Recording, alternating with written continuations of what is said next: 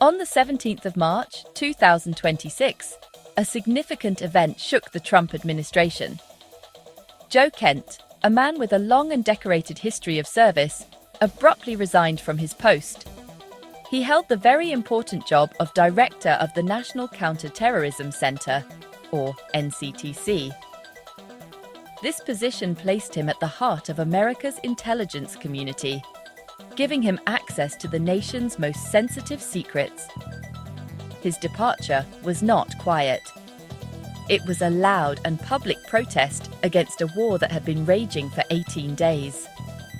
The United States and its ally, Israel, were engaged in a fierce conflict with Iran, and Kent made it clear he could no longer be a part of it.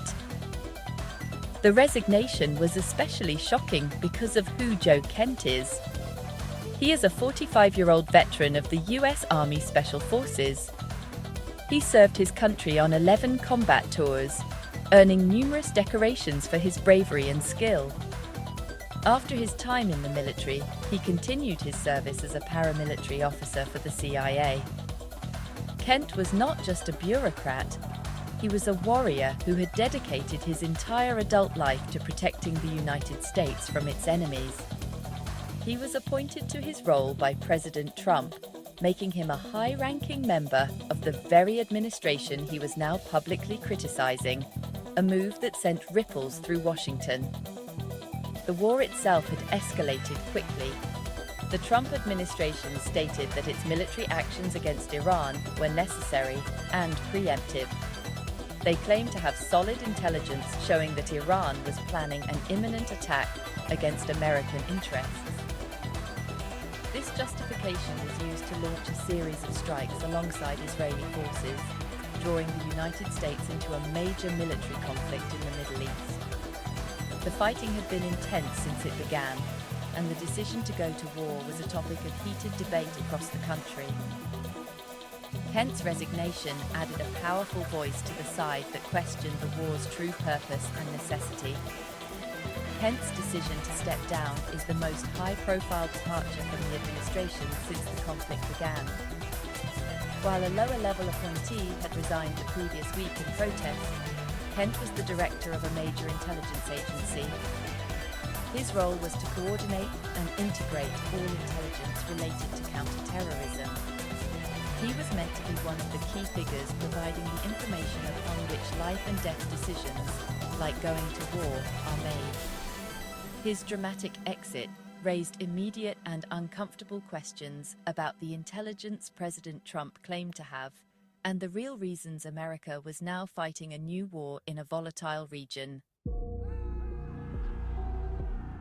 Joe Kent did not leave his post quietly. He published his resignation letter for the entire world to see, posting it directly on the social media platform X. His words were direct and carried a heavy charge. The most powerful line was his assertion that Iran posed no imminent threat to our nation. This statement directly contradicted the entire public justification for the war. Kent claimed the decision to attack Iran was not based on a real danger to America. Instead, he wrote that it was the result of pressure from Israel and its powerful American lobby.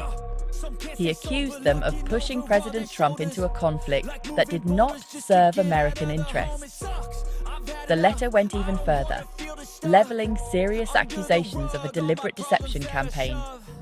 Kent alleged that high-ranking Israeli officials and certain influential American journalists had worked together to create a misinformation campaign.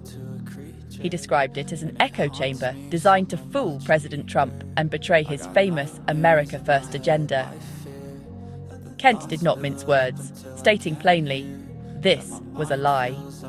He drew a direct comparison to the flawed intelligence that led the United States into the Iraq War back in 2003, a conflict that many now view as a grave mistake based on false pretenses. This historical parallel was designed to resonate deeply with the American public. The reaction from the White House was swift and dismissive. President Trump himself addressed the resignation, calling Kent a nice guy but ultimately weak on security. He told reporters, "It was a good thing that he's out." The president stood firm on his decision to go to war, insisting that he possessed compelling evidence that Iran was about to strike the United States first. In a direct message to his political base, Trump declared that any critics of the war were not MAGA, attempting to frame opposition to the conflict as a betrayal of his movement. This painted Kent not as a patriot, but as an outsider. Kent's direct superior, Director of National Intelligence Tulsi Gabbard, also sided with the president. Gabbard, who had once been Kent's mentor, supported Trump's authority. She stated that the president has the ultimate responsibility to decide what constitutes an imminent threat and must act on the best intelligence available to him. Her public testimony before Congress is now highly anticipated, as lawmakers are certain to press her on the intelligence surrounding the war and the specific claims made in Kent's letter. Meanwhile, some White House sources suggested Kent had been sidelined from key Iran briefings, a claim that others quickly disputed, adding to the confusion. The fallout from Joe Kent's resignation letter immediately split the political landscape. A number of prominent organizations and politicians accused Kent of using offensive and dangerous language. The Anti-Defamation League and the progressive pro-Israel group J Street both condemned his letter. They argued that blaming the war on Israel and a powerful American lobby employed classic anti-Semitic tropes about Jewish influence. They were joined by established Republican figures like former Senate GOP leader Mitch McConnell and Representative Don Bacon, who echoed the sentiment that Kent's rhetoric was harmful and crossed a line into bigotry, distracting from the core policy debate. However, Kent also received powerful and vocal support, particularly from anti-interventionist voices within the conservative movement. Representative Marjorie Taylor Greene, a staunch Trump ally, defended Kent as an American hero. Television host Tucker Carlson, a major influencer in right-wing media, went even further, calling Kent the bravest man I know. Carlson emphasized that as the head of the NCTC, Kent had access to the highest levels of intelligence, lending significant weight to his claim that there was no imminent threat from Iran. This support highlighted a growing and significant rift within the MAGA movement itself over foreign policy. The controversy was not confined to the Republican Party. Democrats also weighed in, creating unusual alliances. Senator Mark Warner, the top Democrat on the Senate Intelligence Committee, found himself in partial agreement with the Trump-appointed official. He stated that he, too, had seen no credible evidence of an imminent threat from Iran that would justify the war. While Warner was careful to criticize what he saw as Kent's politicization of intelligence, his statement provided crucial bipartisan validation for the central claim in Kent's resignation letter. It suggested that the doubts about the war's justification extended across the aisle and deep into the intelligence oversight community. This event has exposed a deep divide not just in Washington, but within the president's own base. The MAGA movement, once seemingly united behind Trump, is now fractured. On one side are those who support the war with Iran, a position backed by a recent NBC News poll showing 90% of MAGA Republicans approved of the strikes. On the other side are influential figures like Tucker Carlson, Megyn Kelly, and Joe Rogan, who have become sharp critics of Trump's foreign policy. This split between the grassroots and some prominent media allies shows a movement at war with itself over America's role in the world. To understand why Joe Kent took such a drastic step, one must look at his personal story.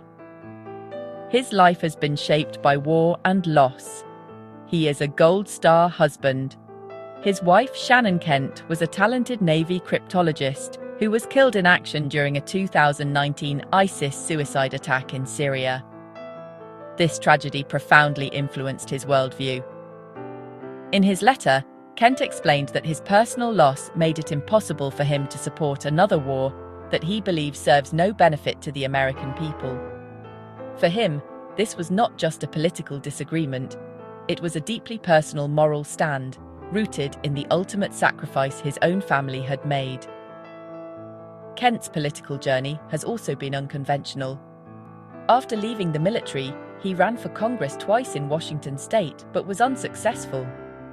His campaigns were controversial. He was noted for hiring a member of the Proud Boys and for his association with other far-right figures. He has also voiced support for theories questioning the 2020 election results and the official narrative of the January 6th Capitol riot.